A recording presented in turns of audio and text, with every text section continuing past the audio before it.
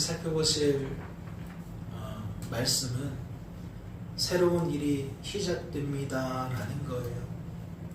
사사기 13장에 등장하는 말씀의 내용을 통해서 하나님께서 성도된 우리들의 삶 속에 어떠한 일들을 행하시는지 찾아보고자 함인 것이죠.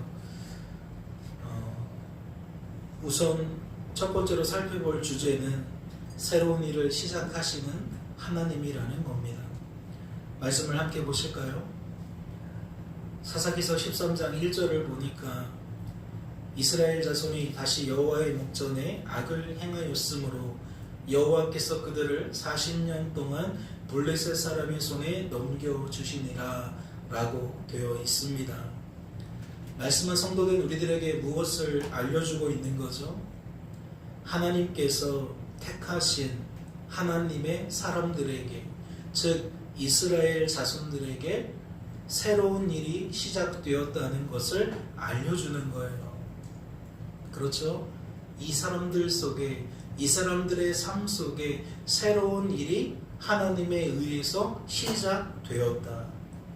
그런데 그 뉘앙스가 어때요? 하나님이 시작하신 그 일은 좋은 일이 아니었습니다. 이스라엘 자손이 다시 여호와의 목전에 악을 행하였으므로, 이는 이전까지는 어떠한 삶을 살았다는 거죠? 구원받은 성도처럼 살았다는 거겠죠. 성도다운 삶을 살았다는 걸 거예요.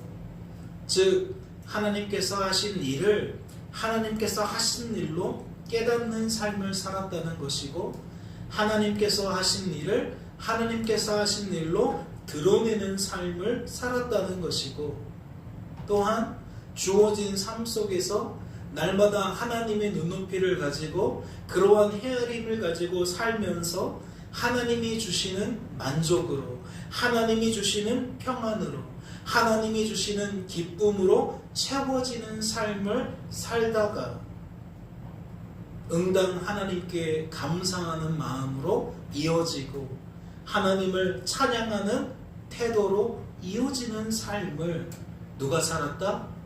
이 일이 있기 전에 이스라엘 자손이 살았다.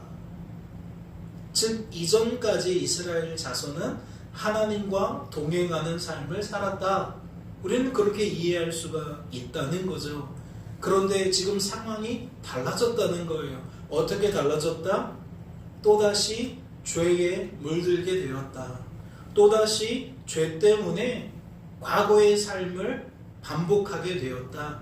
예전의 삶으로 돌아가게 되었다. 지금 그 이야기를 하고 있는 거죠. 같은 구도에서 설명을 하자면 하나님께서 하신 일이 더 이상 하나님께서 하신 일로 깨달아지지 않는다는 거예요. 그러면 하나님께서 하신 일이 누가 한 일로 깨달아지겠어요? 하나님 대신 그 자리에 사람이 들어가겠죠. 내가 한 일로 깨달아지고 저 사람이 한 일로 깨달아지는 거예요. 그러면 깨달아지는 것으로만 끝나나요? 그렇지 않죠. 그가 나타내는 언어로도 표현되어집니다. 이건 내가 한 일이야. 이건 당신이 한 일이야. 즉 어떠한 삶을 사느냐? 하나님께서 하신 일을 내가 한 일로 드러내는 삶, 사람이 한 일로 드러내는 삶을 산다는 거예요. 그러다 보면 주어진 삶 속에서 하나님이 주시는 만족과 평안과 기쁨이 아니라 잠시 있다 사라져버리는 덧없는 만족과 평안과 기쁨에 매일 수밖에 없어요. 우리의 초점이 하나님께 있지 않고 사람에게 있다 보면 결국 우리가 추구하는 방향도 이 사람에게 속한 것에 머물게 되어진다는 거죠. 그러다 보면 우리는 잠시 있다 사라져버리는 것들에 더욱 연연하게 된다는 거예요. 다이어트 하는 사람에게는 0.1kg가 소중하죠. 시험을 준비하고 있는 사람에게는 1점이 올라가는 게 중요합니다. 등수가 1등이 올라가는 게 중요해요. 즉 저마다의 관심사가 지금보다 조금이라도 나아지는 거에 우리는 혈안이 된다는 거죠. 그런데 왜 이것을 더덥다 그러죠? 성적이라는 것, 건강이라는 것, 또는 여러 가지 일들이 잠시일 때가 많다는 거죠. 그때뿐일 때가 많다는 거예요. 그래서 사람들로 하여금 더 애착을 가지고 몰두하게 만든다는 거죠. 다른 걸 생각하지 못하고 계속 거기에만 빠져들게 만든다는 거예요. 그러다 보면 늘 만족스럽고 늘 평안하고 늘 기쁜 일만 생기는 게 아니에요. 사라져버립니다. 어느 순간 사라져버려요. 1점을 올랐다고 잠시 기뻐할 뿐이고 또 1점을 더 올리고 싶으니까 또 뭐예요? 불안한 마음, 초조한 마음, 또 거기에 목매는 마음이 생기는 거죠. 월급이 조금 오르고 직급이 조금 오르고 거기서 끝나는 게 아니라고요. 또한 이러한 현상은 어디까지 이어져요? 그 사람의 언어를 바꾸어 놓아요. 더 이상 그 입술에 하나님이 표현되어지지 않아요. 늘 사람이 우선시 되는 거죠. 감사가 사람을 향한 감사가 많고 찬양이 사람을 향한 찬양이 많아요. 아무개는 이렇게 해서 저렇게 해서 저 자리에 올라갈 때 저러한 결과를 나타낼 때 누구네 집 아들은 그렇대, 누구네 부인은 그렇대, 누구네 남편은 그렇대. 사람 이야기가 즐비하게 되어진다는 거죠. 오늘 성경에서 말하고 있는 이스라엘 자손들, 구원받은 성도임에는 틀림없지만 또다시 우상 숭배자들처럼 삶을 살게 되었다는 거예요. 그렇다면 생각해보지 않을 수 없습니다. 이러한 삶을 살게 되는 이유가 뭘까요? 성도가 되었는데도 어째서 우리들은 또다시 여호와의 목전에서 악을 행하게 되냐는 겁니다. 적어도 사사기에서 우리에게 가르쳐주는 것은 무엇이냐? 활동하던 사사가 죽으면, 하나님의 품으로 돌아가면 백성들이 이와 같이 행동하더라는 거예요. 사사라는 구심점이 존재할 때에는 백성들이 하나님과 더불어 사는 삶을 사는데 이 구심점이 사라지면 언제 그랬냐는 듯이 각자의 방식으로 돌아가더라는 거죠. 그렇다면 이것은 무엇을 우리에게 가르쳐주는 겁니까? 그 구심점이 되어주는 사사를 우리가 주목해야 된다는 이야기일까요? 그렇지 않아요. 이것은 우리에게 하나님을, 하나님의 뜻을, 하나님의 일하심을 주목하게 만드는 거예요. 즉 하나님의 은혜가 부어지지 않으면 구원받은 성도라도 성도다운 삶을 살아갈 수가 없음을 나타낸다는 거죠. 하나님이 도와주지 않으면 우리는 어떠한 생각과 감정과 의지를 품는다는 거예요. 24시간 동안 하나님과 무관한 저 세상적이고 인간적인 생각과 감정과 의지를 품고 살아간다는 거예요. 하나님이 붙들어주지 않으면 성도라도 어떠한 말과 어떠한 태도를 나타내느냐? 성도처럼 보이지 않는 말과 태도를 드러낸다는 거죠. 과연 오늘 살펴보게 될 사사기서 13장 이 시대에도 그러했는지를 한번 말씀을 통해서 확인해 보도록 하겠습니다. 바로 직전의 상황을 사사기서 12장 7절은 이렇게 나타내고 있어요. 입다가 이스라엘의 사사가 된 지 6년이라 길르앗 사람 입다가 죽음에 길르앗에 있는 그의 성읍에 장사되었더라. 무엇을 나타내요? 이번에도 사사가 죽었다는 것을 나타내요. 활동하던 사사가 죽었다는 거죠. 활동하던 사사가 죽으니까, 즉 하나님의 은혜가 끊어지니까 더 이상 하나님의 도우심이 우리에게 없으니까 어떠한 결과로 이어지더라? 성도가 성도답지 못하더라. 이스라엘 백성들이 악을 행하더라. 지금 그것을 나타내고 있어요. 확인할 수 있다고요. 그런데 중요한 것이 있어요. 우리의 눈길을 무엇이 사로잡느냐면 6년이라는 저 파란색 글씨예요. 6년이라는 시간 동안 사사가 활동했다는 거죠. 말씀을 같이 보실까요? 그 해에 그들이 요단강 저쪽 길르앗에 있는 아모리 족속의 땅에 있는 모든 이스라엘 자손을 쳤음에 18해 동안 억압하였더라. 암몬 자손이 또 요단을 건너서 유다와 베냐민과 에브라임 족속과 싸움으로 이스라엘의 곤고가 심하였더라. 사사 입다가 등장하기 전에 이스라엘 사람들은 어떠한 삶을 살았느냐? 암몬이라는 사람들에 의해서 18년 동안이나 억압을 당했다는 거예요. 서울의 반을 가로지르는 한강이 있듯이 이스라엘을 반을 가르는 요단강이 있어요. 지금 말씀은 그 이야기를 하고 있는 거예요. 요단강 동쪽에 사는 이스라엘 자손들이 암몬 자손과 싸워서 패배하고 암몬 자손들에게 18년 동안이나 괴롭힘을 당했다. 억압을 당했다는 것은 자유를 빼앗겼다는 얘기잖아요. 그런데 9절 말씀을 보니까 그 암몬 자손이 요단 동편만 아니라 그 요단강을 건너와서 요단 서쪽 지역에 살던 이스라엘 자손들도 뭐 했다는 거예요? 공격했다는 거예요. 그래서 9절 끄트머리에 있는 이스라엘의 권고가 심했다라는 것은 요단강 동편과 서편 아울러서 이스라엘 백성들이 암몬 자손들 때문에 힘들었다는 얘기를 말하고 있는 거예요. 그렇다면 상식적으로 생각해 보세요. 상식에 비추어서 이 일을 한번 돌아보세요. 이스라엘은 지금 말씀을 보니까 18년 동안이나 고통을 당했던 거예요.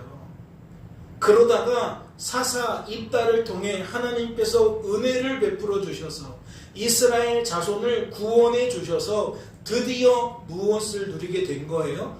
평안을 누리게 된 거예요. 18년 동안이나 평안을 누리지 못하다가 드디어 평안을 누리게 되었다는 거죠. 그런데 그 기간이 어때요? 18년에 비해서 턱없는 6년이에요. 3분의 1밖에 못 누렸어요. 3배나 고통을 당했다는 이야기예요. 그렇다면 설령 사사가 죽었다 할지라도 삶의 패턴을 유지해야 합니까? 바꿔야 합니까?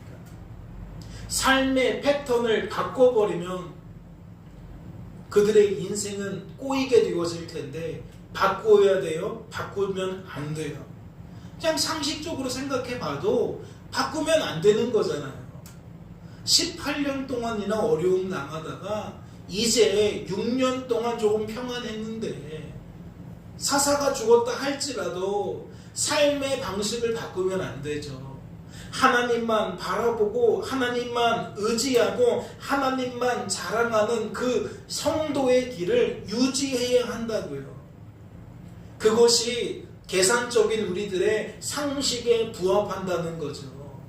합리적으로 여기는 우리 자신의 셈법에 맞는 일이라는 겁니다. 18년 동안 고통 당하다가 한 40년 또는 50년 동안 평안을 누렸던 거라면 혹 모르겠어요. 고통을 당했던 기억이 이제는 과거의 추억으로 여겨질 만큼 긴 시간이 흐른 거였다면 혹 모르겠다고요. 다시 말해 너무나도 많은 시간이 흘러서 아버지 시대에 있었던 일을 자식들이 알 수 없게 된 상황이라면 혹 모르겠다는 거죠. 그런데 고작 6년이에요. 말씀을 보니까 고작 6년이라고요. 고작 6년이라는 시간밖에 흐르지 않았다는 거죠. 그럼에도 불구하고 이스라엘 백성들은 무엇한 거예요? 삶의 태도를 바꾼 거예요. 6년 전에 그렇게 힘들었던 18년의 삶을 잊어버렸다는 거죠. 그 결과가 무엇입니까? 말씀은 그 결과를 이렇게 비참하게 소개를 합니다.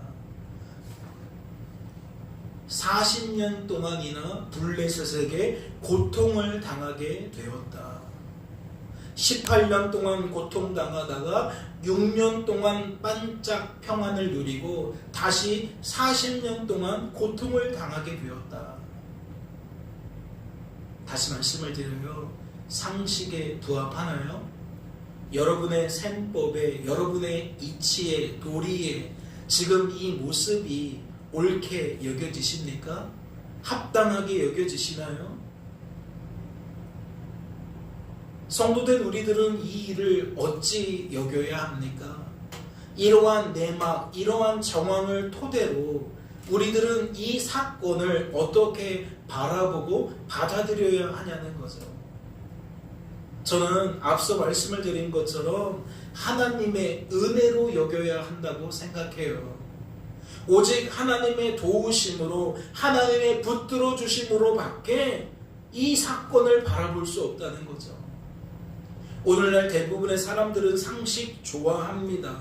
합리적인 생각과 판단 선호해요. 하지만 정작 그들이 무엇을 놓치죠? 무엇을 알지 못합니까? 악하고 약하고 무능한 인생의 민낯을 알지 못해요. 상식을 좋아하고 상식을 선호하지만 비상식적으로 행동하는 인생의 민낯을 알지 못한다는 거죠. 합리적인 생각과 판단을 중시하지만 비합리적인 생각과 판단에 수시로 넘어지고 수시로 자빠지는 인생의 민낯을 헤아리지 못한다는 거예요. 즉 어리석게 보이는 이스라엘 백성들의 모습 속에서 누구를 보지 못한다는 거예요. 결국 나를 보지 못한다는 거죠. 남의 이야기이니까 이스라엘 또 왜 저래 이렇게만 본다는 거지, 저 이스라엘 사람들의 모습을 통해 똑같이 행동하고 있는 나를 보지 못한다는 거죠. 바꾸어 말하면 하나님의 은혜라는 것이 없으면 인생은 나의 민낯을 제대로 볼 수가 없다는 거예요. 비상식적인 나라는 존재를 볼 수 없다는 것이고 비합리적인 나라는 존재를 볼 수가 없다는 거죠. 그래서 이스라엘 백성처럼 여호와의 목전에서 끊임없이 악을 행할 수밖에 없다는 것이고, 악을 행했으면서도 그걸 악으로 여기지 않는다는 것이고, 악을 악으로 여기지 않으니까 무엇을 기대하지 않아요? 악에서 우리를 건져주실, 구원해주실 은혜의 하나님을 기대하지 않아요. 여전히 덧없는 상식에 갖추어서, 덧없는 합리적에 갖추어서 우리가 어떠한 삶을 살고 있는지를 보시라고요. 하나님 바라보고 의지하고 자랑하는 것보다는 우리가 스스로 노력하고 애써서 우리가 원하는 결과를 얻으려고만 하잖아요. 이러한 덧없는 인생의 모습, 결코 소망이 없어 보이는 인생의 모습, 말씀은 1절에서만 아니라 2절에서도 소개해 주고 있습니다. 말씀을 보실까요? 소라 땅 단지파의 가족 중에 마노아라 이름하는 자가 있더라. 그의 아내가 임신하지 못함으로 출산하지 못하더니. 2절에는 입다를 잇는, 입다가 죽고 다음 사사로 세워지는 삼손의 부모님 이야기가 소개되고 있는 거예요. 그 내용을 잘 살펴보세요. 이들의 형편이 좋았다고 말할 수 있나요? 이들의 형편이 괜찮았다고 말할 수 있나요? 그럴 수가 없어요. 그들이 속했던 지파를 주목해 보세요. 12개의 이스라엘 지파 중에 하필이면 단지파에 속해 있었어요. 이스라엘 12지파 중에 최약체로 꼽히는 단지파가 이 가정이 속해 있었던 지파라는 거죠. 지도를 좀 보실까요? 단지파 주변에는 저 동그라미의 크기만 보아도 알 수 있듯이 어떠한 지파들이 질비했죠? 단지파보다 강했던 지파들이 즐비했어요. 강대한 에브라임과 유다 지파가 바로 인접해 있었다는 것이고, 저 색칠을 빨갛게 한 것은 블레셋은 적대 세력이었다는 거예요. 에브라임과 유다와 베냐민은 같은 지파, 같은 이스라엘 민족이었지만 블레셋은 이방 민족이었다는 거죠. 이스라엘 사람들과 적대적인 세력, 이스라엘 백성들을 끊임없이 괴롭히는 세력, 그게 블레셋이었다는 거예요. 그런데 단지파가 딱 거기에 껴있어요. 최약체인 단지파가 지리적으로 딱 저 위치에 놓여 있다고요. 그런데 설상가상입니다. 이렇게 지파의 개념으로 살펴보았을 때 참 힘든 삶, 고통스러운 삶을 살아갈 수밖에 없는 그들의 인생인데, 말씀은 이렇게 소개를 하는 거예요. 임신하지 못함으로 출산하지 못하더니. 지파에 드리워진 흑암이 있다면 이 가정은 또 다른 흑암, 지파에 드리워진 흑암보다 더욱 짙은 흑암으로 뒤덮여 있다라는 거죠. 자녀가 없다는 의미가 뭐예요? 미래가 없다는 거잖아요. 단 지파에도 미래가 없지만 이 가정 자체에도 미래가 없다는 거죠. 소망이 없다는 거예요. 미래가 없고 소망이 없다는 건 오늘을 살아가는 인생에게 무엇이 없다는 거죠? 평안이 없다는 거예요. 늘 불안할 수밖에 없고 하루하루가 초조할 수밖에 없다는 이야기라고요. 그렇다면 이 가정에 가장 필요한 게 뭘까요? 날마다 삶 속에서 나는 왜 이것밖에 안 돼? 나는 왜 이러한 곳에서 태어났지? 그렇게 자신의 한계를 절감하고 절망하며 그렇게 살아가는 인생에게 필요한 것이 무엇이겠냐고요. 그의 한계를 뛰어넘게 만드는 새로운 일이겠죠. 그들에게 드리워진 그 흑암을 몰아내는 아마 새로운 일일 겁니다.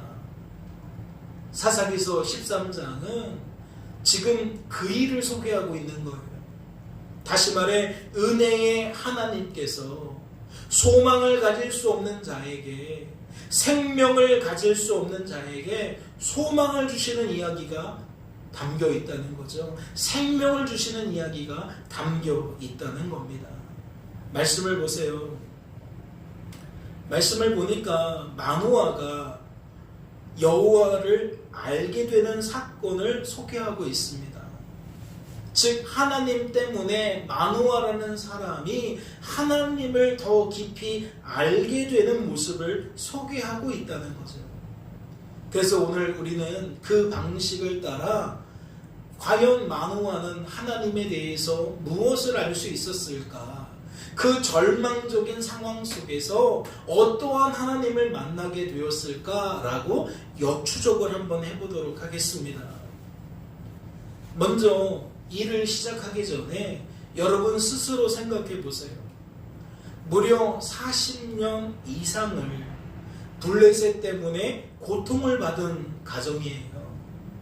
무려 40년 동안을 자녀가 없어서 힘들게 살아온 가정입니다. 이 가정에게 어떠한 일이 있어야 할까요? 어떠한 일이 있어야 한다고 생각합니까? 저는 하나님께서 이 가정에 자녀를 주시겠다는 약속이 필요하다고 생각해요.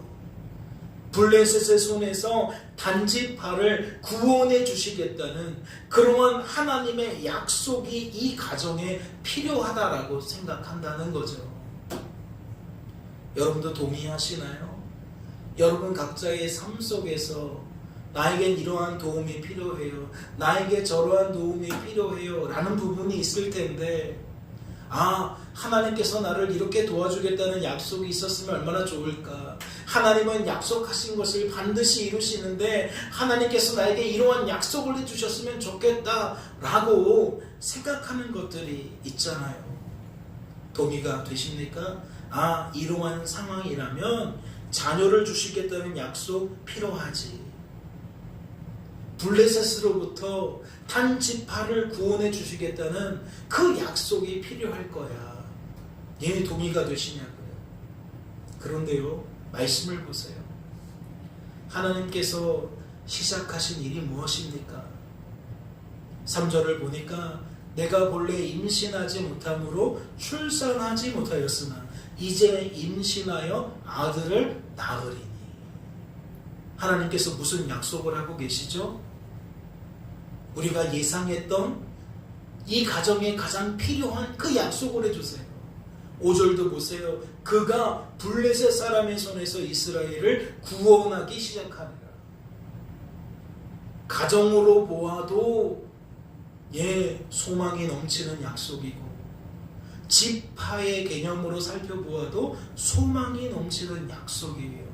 그런데 그 약속을 하나님께서 누구에게 해주셨다? 마노아에게 해주셨다. 사랑하는 성도 여러분, 말씀을 잘 살펴보면 이것만 아니에요.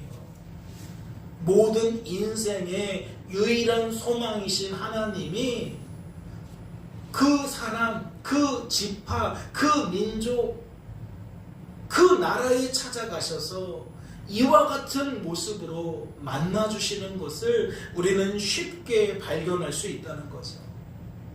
왜요? 이것이 바로 복음이기 때문입니다. 창세기서부터 계시록까지 사실 이 복음을 설명하고 있는 거예요.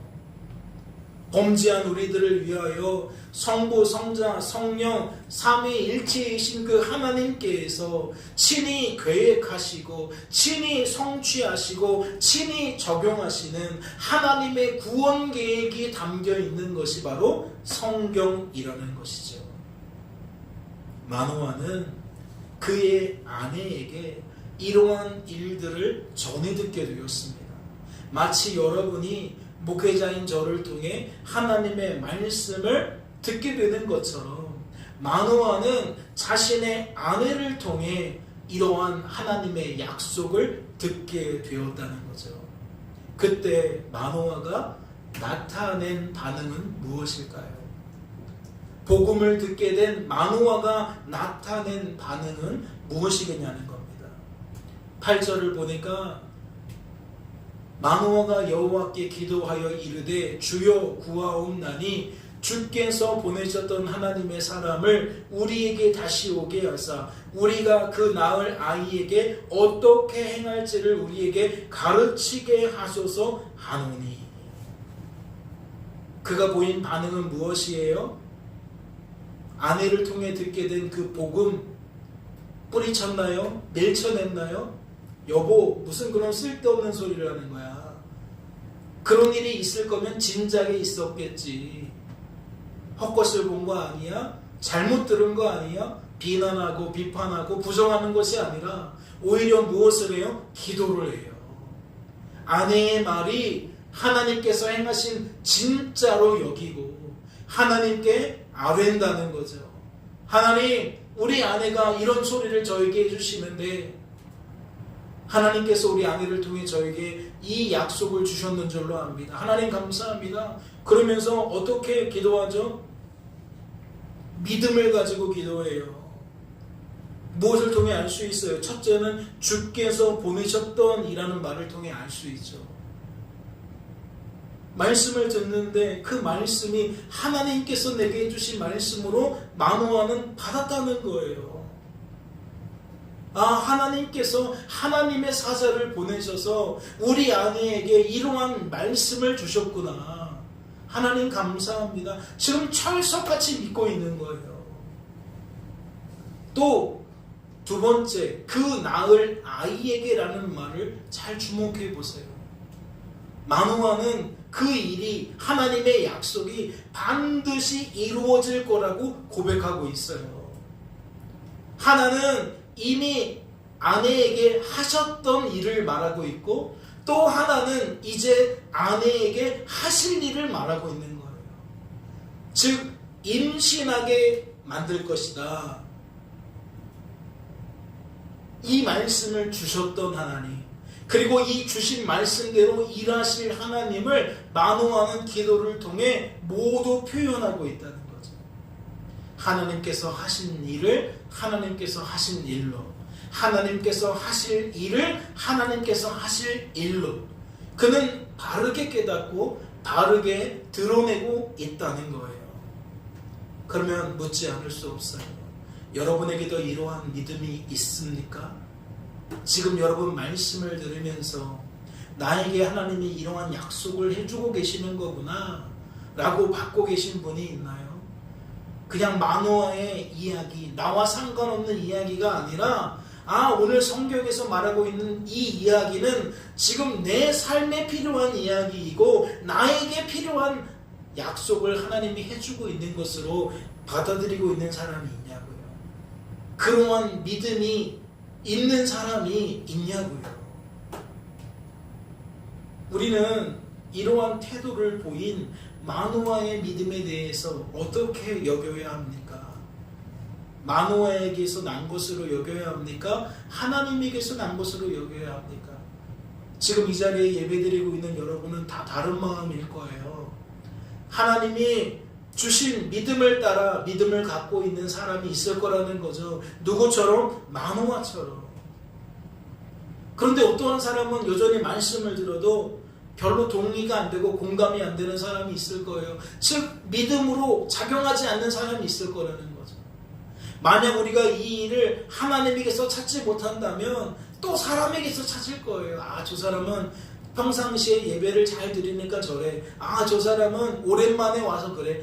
저 사람은 평상시에 예배를 제대로 드리지 않으니까 저래. 우리는 이렇게 나눌 수밖에 없는데 여러분 늘 말씀을 드리잖아요. 구원받은 성도의 삶을 어떻게 해석해야 돼요? 그리스도께서 사시는 것으로 해석해야 돼요. 지금 마노아가 특별한 반응을 보이고 있는 거예요. 마노아가 지금 아내의 말을 철석같이 믿고 있는데 그래서 하나님께 그 내용을 가지고 그대로 기도하고 있는데 이거는 하나님께서 행하신 일이라는 거죠. 아내에게 찾아오셨을 뿐만 아니라 그 찾아오신 하나님께서 남편이 이야기를 들을 때 또한 믿어지게 만드셨다는 거예요. 그래서 믿어지게 만드시니까 기도할 때에도 그 믿음을 가지고 기도하더라는 거죠. 반드시 이루어질 일로 그렇게 여기며 기도하게 된다는 거예요. 그래서 하나님이 무엇을 이루어가는 거예요? 하나님의 뜻을 이루어가는 거죠. 그러니까 오늘 성경은 기도하는 마노아로 끝나는 것이 아니라 그 기도에 응답하는 하나님으로 이어져요. 말씀을 보세요. 하나님이 마노아의 목소리를 들으시니라. 지금 하나님은 하나님의 뜻을 계속해서 이루어가기 위하여 한 걸음 한 걸음 가고 계시는 거예요. 그러니까 이 일을 위해서 필요한 자에게 찾아오시고 말씀을 주시고 그 말씀이 믿어지게 하신다는 거죠. 하나님의 반응이 뭐예요? 하나님이 마노아의 목소리를 들으셨다는 거예요. 성도의 기도를 들으셨다는 거예요. 다만 이어지는 내용을 보니까 이번에도 누구에게 나타났어요? 기도는 마노아가 있는데 나타나기는 또다시 아내에게 나타났어요. 그러면 이번에도 어떠한 과정을 밟겠어요? 아내를 통해 마노아가 또다시 듣게 되겠지요. 목회자를 통해 여러분이 듣는 것처럼 사도 요한을 통해 계시록이라는 말씀을 통해 7교회 성도들이 듣게 되어진 것처럼 하나님은 끊임없이 하나님의 방식으로 하나님의 뜻을 이루어 가시더라는 거예요.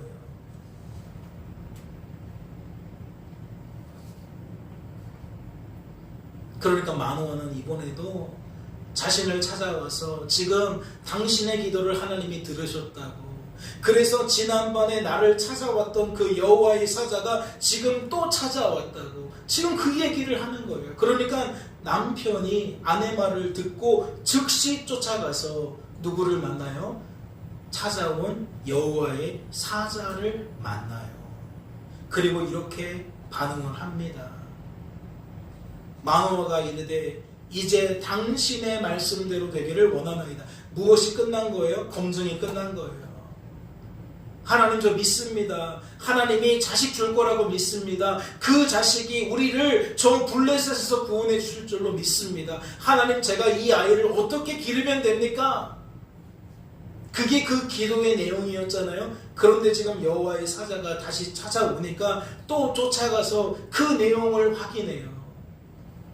제가 이 아이를 어떻게 기르면 됩니까? 제가 이 아이에게 어떻게 행동하면 됩니까? 그런데 차이가 있어요. 12절에서는 아이를 향해서 뭐라고 말하고 있죠? 이 아이를 이라고 말하고 있어요. 8절을 잘 보세요. 8절은 아까 뭐라 그랬죠? 그 낳을 아이라 그랬어요. 약속을 듣고 그 약속대로 되어질 그 아이. 지금은 아닌데 나중에 우리 아내에게 임신하게 되어질 그 아이, 지금 그 뜻이에요. 그런데 12절에서는 뭐라고 말하고 있다고요? 여호와의 사자 앞에서 아내의 배에 아직 임신되어지지도 않은 그 아이를 향해 이 아이를 이라고 말하고 있어요. 그러면 무엇을 나타내려고 이렇게 바꾸어서 표현한 걸까요? 마노아라는 사람이 하나님 때문에 점점 더 뭐하게 되었다? 굳은 믿음을 갖게 되었다. 굳건한 확신을 갖게 되었다. 지금 그거를 보여주고 있는 거예요. 여러분 신앙생활을 잘하는 건 다른 거 아니에요. 하나님이 믿어지기를 더 확실하게 더 틀림없이 믿어지는 걸 보여줘요. 인생을 내가 사는 것이 아니라 그리스도께서 사시는 거라고 여기는 그 수준이 뭐예요? 점점 굳건해져요. 확신하게 되어져요. 그러니까 믿지 않는 사람들과 같은 것을 보아도 다르게 말할 수밖에 없고 다르게 반응할 수밖에 없는 거죠. 왜? 나는 더 시간이 가면 갈수록 확실하게 믿어지니까. 틀림없이 믿어지니까. 여러분 신앙생활 오래 하면 할수록 믿음 좋아지셔야 돼요. 하나님 주시는 믿음이 날로 자라야 돼요. 즉 예배를 드릴 때마다 여러분의 믿음이 강화가 되어져야 한다는 거죠. 이러한 반응이 없으면, 이러한 작용이 없으면 설교를 100편을 듣고 1000편을 들어도 아무 소용이 없는 거예요. 설교 시간에 잠이나 자고 딴 생각이나 하고 말씀을 들어도 늘 내가 생각하는 대로 삶을 살아가려고 하는 사람은 성도다운 삶을 살아갈 수가 없다는 거죠. 하나님은 하나님의 뜻을 이루시기 위해서 이처럼 믿음 주시고 또 주시고 또 주시며 그 믿음을 강화시켜 주신다는 것. 우리 하나님은 그런 분이라는 걸 기억하세요.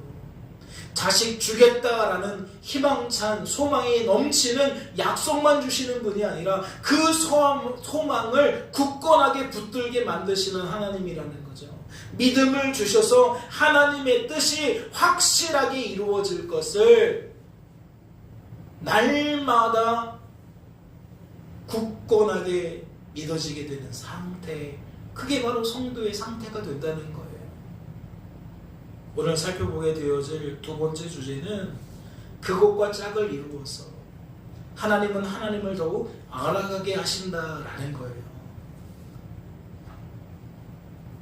지금까지 살펴본 내용은 마노아와 그의 아내가 하나님이라는 분이 우리 가족을 위해, 우리가 속해 있는 지파를 위해 새롭게 시작하신 일이 무엇인지를 아는 것이고 또한 믿는 것이었어요. 그 과정을 나타내는 상태였다고요. 그런데 지금부터 그 이후의 내용은 어떻게 전환이 되어지느냐? 그들을 찾아온 여호와의 사자가 하나님이셨다는 것을 마노아와 그의 가정이 알게 되는 것으로 전환이 되어져요. 말씀을 보실까요? 마노아가 또 여호와의 사자에게 말하되, 아직까지 마노아는 천사라고만 생각하고 있는 거예요. 하나님이 보내주신 천사, 천상적 존재라고만 여기고 있는 거예요. 마노아가 또 여호와의 사자에게 말하되 당신의 이름이 무엇이니까 당신의 말씀이 이루어질 때에 우리가 당신을 존귀히 여기리이다 하니 여호와의 사자가 그에게 이르되 어찌하여 내 이름을 묻느냐 내 이름은 기묘자라 하니라. 마노아의 입장에서 다시 말씀을 드리지만 자신을 찾아온 그 존재가 사람이 아니라는 것은 알았어요. 특별한 존재라는 것은 알았어요. 하지만 그의 정체가 하나님이시라는 것은 아직까지 모르고 있는 상태예요. 그래서 그가 무엇을 묻게 됩니까? 자신을 찾아온 그 여호와의 사자의 이름이 무엇인지를 묻게 돼요. 그때 여호와의 사자가 놀랍게도 뭐라고 답을 합니까? 기묘자라고 답을 합니다. 내 이름은 기묘자라고 답을 해요. 이 답을 우리가 주목해야 되는 이유가 무엇입니까? 우리가 요한계시록을 살펴보면서도 이사야서 9장 6절 말씀을 여러 차례 살펴보았는데 이사야서 9장 6절의 말씀은 뭐라고 말씀을 드렸죠? 장차 오실 메시아를 예표하는 말씀이다. 즉 예수님을 가리키는 말씀이다 라고 알려드렸어요. 이는 한 아기가 우리에게 낳고 한 아들을 우리에게 주신 바 되었는데 그의 어깨에는 정사를 메었고 그의 이름은 기묘자라 모사라 전능하신 하나님이라 영존하시는 아버지라 평강의 왕이라 할 것입니다. 예수님을 향해 말씀이 어떻게 소개하고 있죠? 그의 이름은 기묘자라고 소개를 하고 있어요. 성경을 기록하는 방식에 있어서 이스라엘 사람들은 하나님을 향해서 기록하는 단어를 엄격하게 구분을 해요. 그러니까 하나님을 향해서만 사용하는 단어가 따로 있다는 거예요. 그런데 지금 말씀은 기묘자라는 단어를 하나님을 향해 가리키고 있는데 예수님을 향해 가리키고 있는데 오늘 본문에서 마노아를 찾아온 여호와의 사자가 자신의 이름을 어떻게 밝혔다는 거죠? 기묘자라고 밝혔다는 거예요.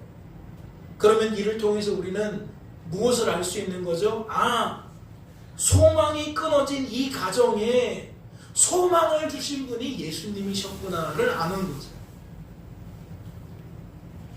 생명이 끊어진 이 가정에 또 다른 생명을 주시는 분이 예수님이시구나. 어둠으로 뒤덮여진 이 가정에 그 어둠을 몰아내 주시는 분이 예수님이시구나 라는 것을 알 수가 있는 겁니다. 그러니까 구약의 사사기라는 요한계시록과 전혀 동떨어진 성경책인 것으로 보였지만 결국 사사기에서도 예수님을 나타내고 있고 요한계시록에서도 예수님을 나타내고 있는 거예요. 우리가 직전까지 살펴보았던 은혜와 평강이라는 주제로 이 말씀을 풀어낸다면 결국 하나님은 하나님의 뜻을 따라 은혜를 베풀어 주시는데 누구에게 베풀어 주신다? 하나님께 택함 받은 사람들에게 부어주신다. 그래서 그 상황과 형편을 바꾸어서라도 평안을 누리게 만드신다라는 것을 우리는 알 수가 있는 거죠. 고난이 없어서가 아니에요. 고난이 있어요. 태어난 가정 형편이 좋고 아무 문제 없는 가정이 아니에요. 단지파에 태어나서 자식이 없는 가정이었잖아요. 그러니까 이 모양 저 모양으로 녹록치 않은 삶이었다고요. 그런데 그럼에도 불구하고 하나님은 하나님의 뜻을 따라 이 가정을 찾아오셔서 이 가정에 사사 삼손을 태어나게 하신다고요. 그래서 이 가정이 무엇을 누리게 해요? 하나님 주시는 평안을 누리게 하신다고요. 오늘날 여러분이 들어야 하는 말씀 아닙니까? 왜 나는 이래? 왜 우리 집은 이래? 가 아니에요.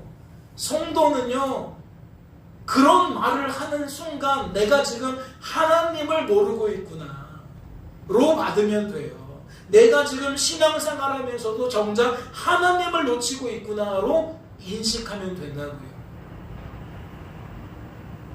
그러나 우리는 무엇을 기대해야 된다? 아, 우리 하나님은 성도를 내버려 두지 않는구나. 내가 우리 가족 원망할 때, 내 상황, 내 조건 한탄할 때 하나님은 내버려 두지 않는구나. 내가 어떠한 절망 속에 있던, 어떠한 고통 속에 있던 하나님은 그 속에서 나를 찾아오셔서 복음을 들려주시는구나. 하나님을 바라보게 하시는구나. 하나님을 의지하게 하시는구나. 그래서 나로 하여금 하나님을 자랑하게 만드시는구나를 우리는 깨달아야 된다는 거죠. 여러분, 얼마나 하나님 자랑하겠어요? 누구를 만날 때마다 누구를 자랑했습니까? 하나님 자랑할 거리가 있으세요? 거리라는 것을 어렵게 생각하지 마세요. 삶에 아무것도 없어도 내가 지금 하나님 때문에 내 마음이 평안하다면 그것만으로도 자랑거리가 되는 거예요. 세상 사람들은 쳐주지 않을지도 모르지만 우리는 너무나도 그 속에서 기뻐서 말할 수 있는 거라고요. 나는 이러한 가정 형편이지만 너무나도 평안해. 하나님이 나와 함께 하셔. 시간이 가면 갈수록 하나님이 더 확실하게 믿어지게 돼. 놀라운 일이야. 너무 감사한 일이야. 그래서 지금 내 형편에, 내 상황에 나를 주눅들게 만드는 것이 나를 주눅들게 만들지 못해. 내 외모가, 내 실력이, 내가 가지고 있는 모든 것들이 남들과 비교해서는 모든 것이 떨어지지만 이런 것들 때문에 내 마음이 힘들지 않아 라고 말할 수 있다는 거죠. 오늘 말씀은 이렇게 끝맺고 싶습니다. 마노아는 결국 이렇게 얘기해요. 그제야 그가 여호와의 사자인 것을 알았다. 그제야 알았다. 여러분은 지금 어느 시점에 계십니까? 마노아는 계속 헛다리를 짚다가 결국 하나님을 제대로 만나는 순간까지 왔어요. 여러분은 어떠세요? 지금 신앙생활을 여러 해 동안 해오고 계시는데 하나님을 제대로 만나는 계기가 있으셨습니까? 상상 속에 하나님 말고 하나님 말씀에 기록되어져 있는, 하나님의 말씀에 소개되어져 있는 그 하나님을 제대로 만났냐고요. 나에게 믿음을 주시는 하나님, 그래서 약속을 소망 중에 붙들게 하시는 하나님, 그래서 하나님 때문에 오늘의 절망스러운 환경이 더 이상 나를 짓누르지 못하게 하시는 하나님, 시간이 가면 갈수록 더욱 하나님을 바라보고 하나님을 의지하고 하나님을 자랑하게 만드시는 하나님, 나의 입술이 하나님을 찬양하고 하나님을 더욱 감사하는 입술로 사용하게 하시는 하나님.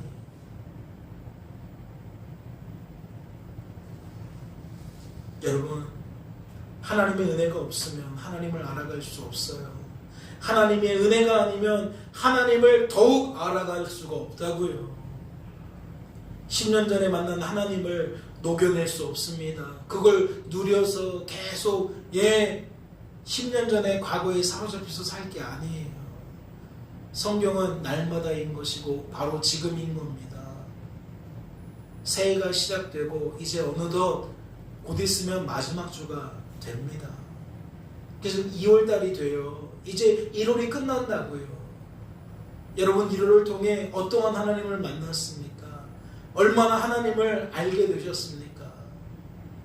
여러분의 믿음은 더욱 강화가 되셨습니까? 그래서 흔들리지 않을 수 있었습니까? 여러분, 신앙생활을 머리로 하는 것이라고 생각하지 마세요. 철저하게 인생을 통해 하게 되는 겁니다. 처절하게 삶 속에서 하게 되는 거예요. 하나님 안에서 하나님이 시작하신 새로운 일을 경험하며 마노아와 같이 하나님을 알아가는, 더욱 알아가는 하나님의 자녀들 되어질 수 있기를 주님의 이름으로 소망합니다. 잠시 기도합니다. 하나님 감사합니다. 오늘도 우리를 사랑하셔서 이와 같이 부르시고 말씀을 통해 신앙의 길을 나타내시니 감사합니다. 복음이 무엇입니까? 누가 복음이 필요하고 누가 복음을 통해 은혜를 경험합니까? 하나님의 택함 받은 하나님의 자녀들인 줄로 압니다. 구약시대의 이스라엘 백성이었고 신약시대의 초대교회의 성도들이었던 것처럼 오늘날에도 여전히 하나님 때문에 하나님의 자녀로 하나님의 백성으로 구별되어진 모든 인생들은 하루하루의 삶이 하나님과 함께 써가는 또 다른 복음이 되는 줄로 믿습니다. 2026년 이제 조금 있으면 1월이 지나갑니다. 올 한 해에는 그렇게 하나님을 더 깊이 알아가면서 복음을 써내려가는 우리 모든 권속들 되어질 수 있도록 도와주시옵소서. 주께서 우리를 붙들어 주실 줄로 믿고 감사드리며 이 모든 말씀 우리를 죄에서 구원하신 예수님의 이름으로 기도하옵나이다. 아멘.